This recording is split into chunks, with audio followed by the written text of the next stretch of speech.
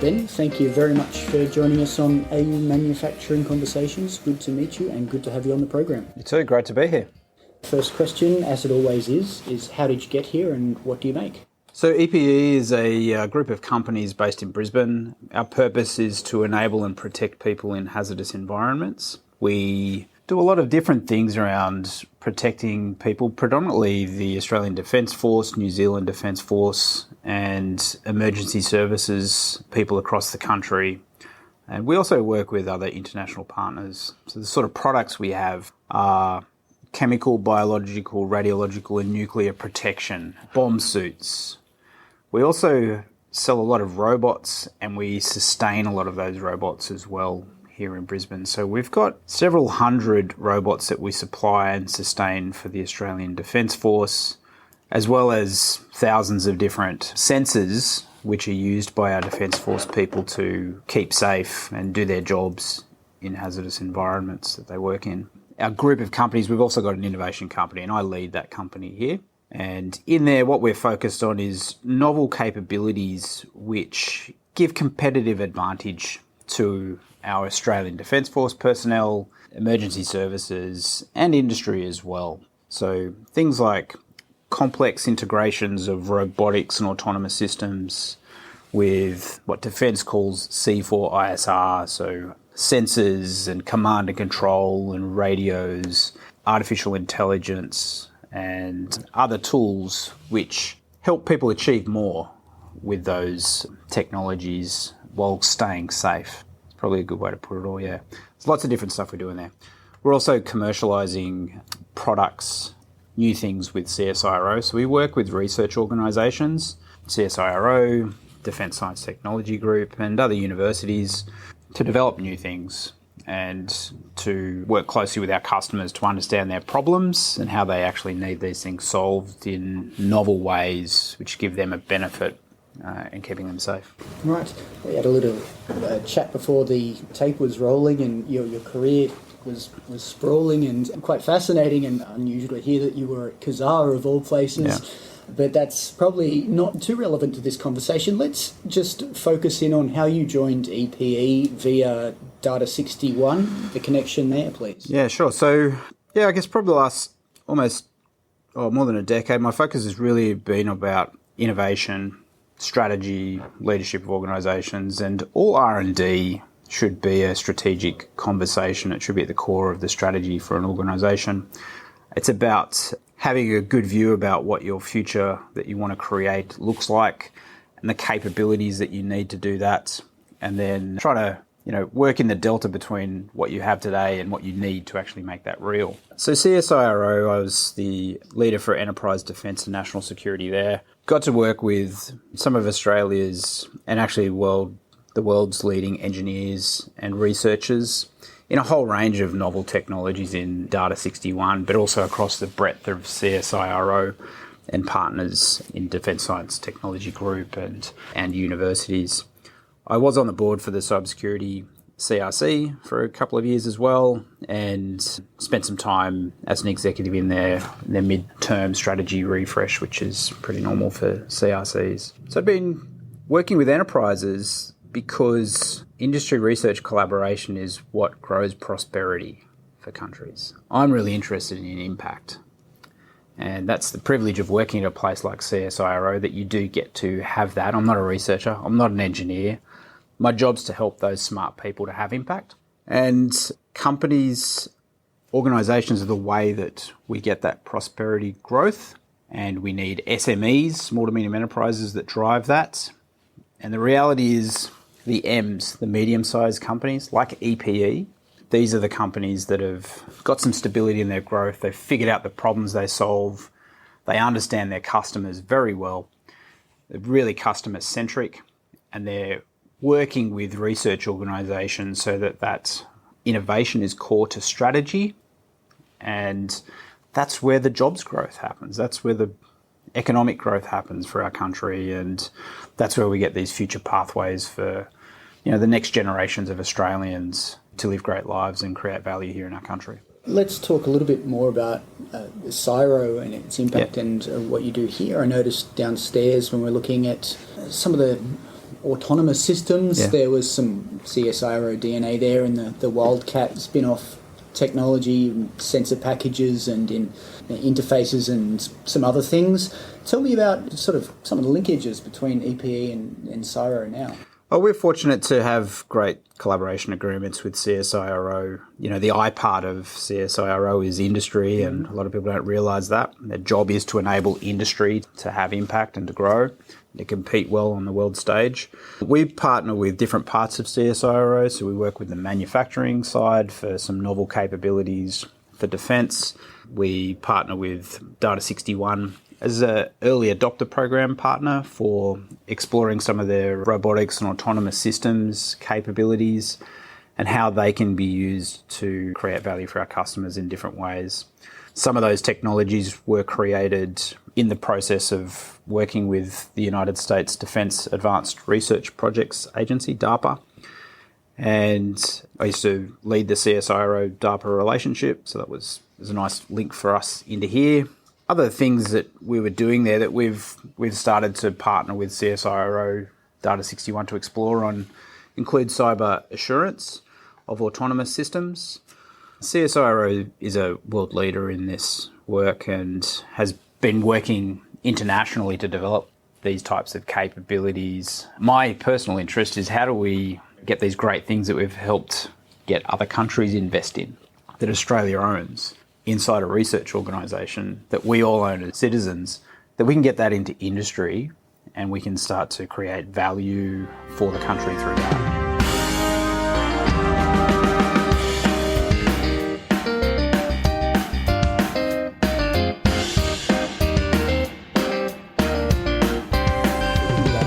Publicly funded work, you should probably get into space here and your work with the Australian Space Agency and the very ambitious Trailblazer Phase 1. Tell me please about that project. Yeah, we're really lucky to have been selected as the grantee for Moon to Mars Trailblazer Stage 1, and we co-lead that with Lunar Outpost Oceania, who's the technical lead in that.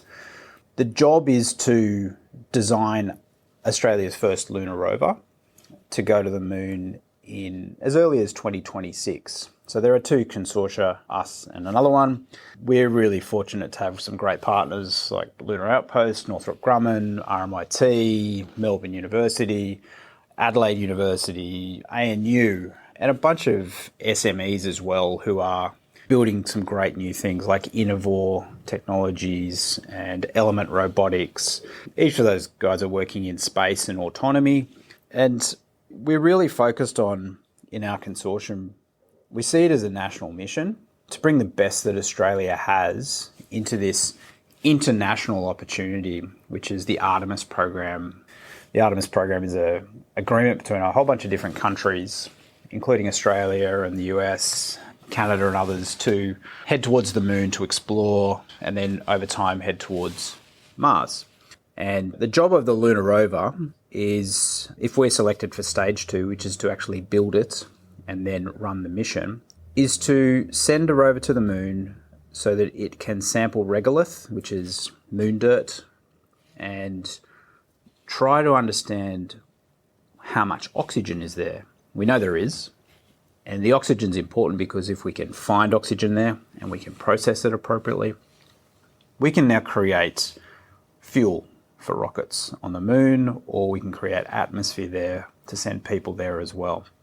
Again, the thing we were talking about before the tape was rolling was the role of space to inspire people. An average man or woman on the street might hear you say, well, we're working on this very hard challenge of making a little buggy that can go around and dig up some moon dirt, and that's interesting, but what's that doing for the next generation? Why is that a nationally important thing? How would you answer?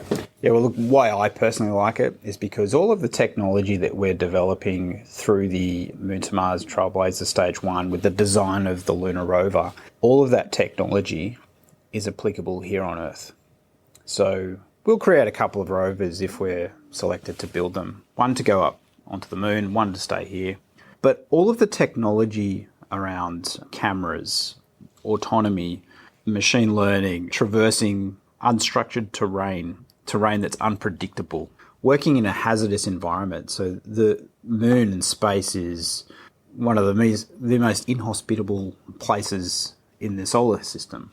High radiation, no oxygen, in fact vacuum, dusty environments. All of those challenges that we have to overcome to build novel technology and capabilities all have application here on Earth. So we look to take those learnings and bring them to second and third and fourth industries down here on Earth, whether it's mining or agriculture or aged care, food production. There's so many different places that we can use these things. And that's really just a function of imagination once we refine what they are and then go and seek ways to create value with those things here.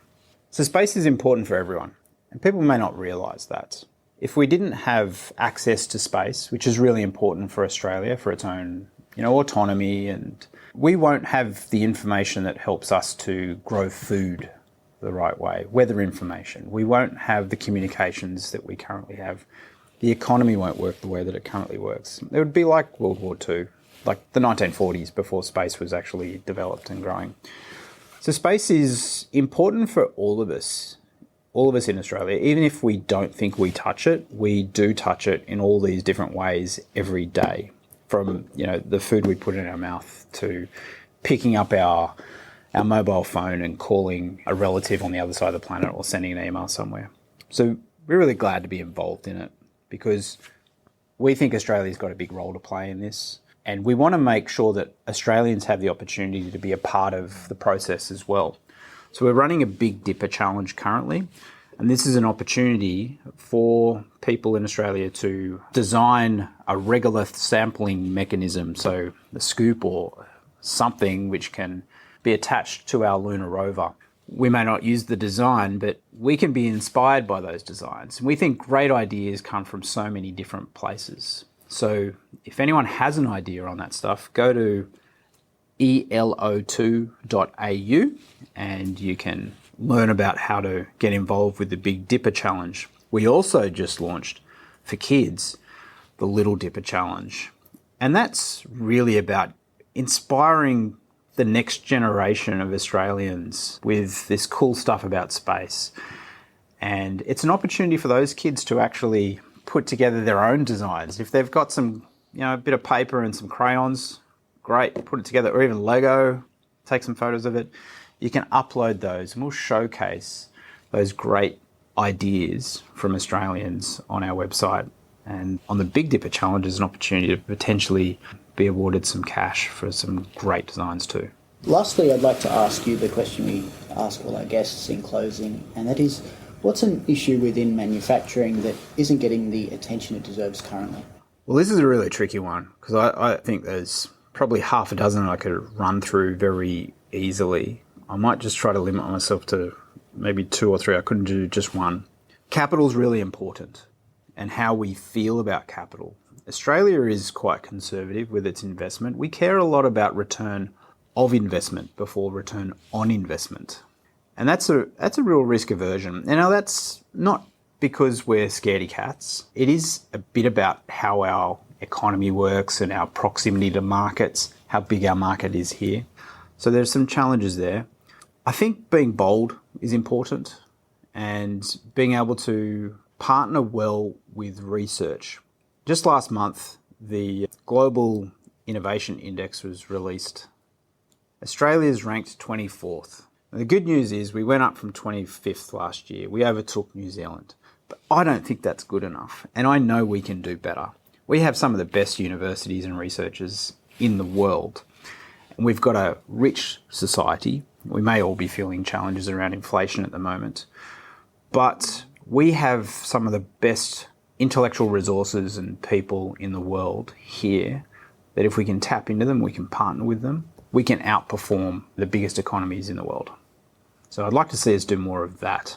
Well, I don't think that we have a huge amount of boldness here based on what I've seen. On a company-to-company basis, there are some SMEs that I quite admire and are quite willing to lead the world in a niche, but we see a lot of sort of complacency in my opinion. I would say the organisations that you see performing very well, they have R&D at their core. Yep. So others that are on your podcast and others that you profile, if you look inside them, they're all partnering really well with R&D. They're trying to find those things, those innovative opportunities which give them competitive advantage, which is either productivity enhancements to reduce costs and therefore outperform, or game-changing innovation, so that they're basically finding new ways to create value that others can't actually access.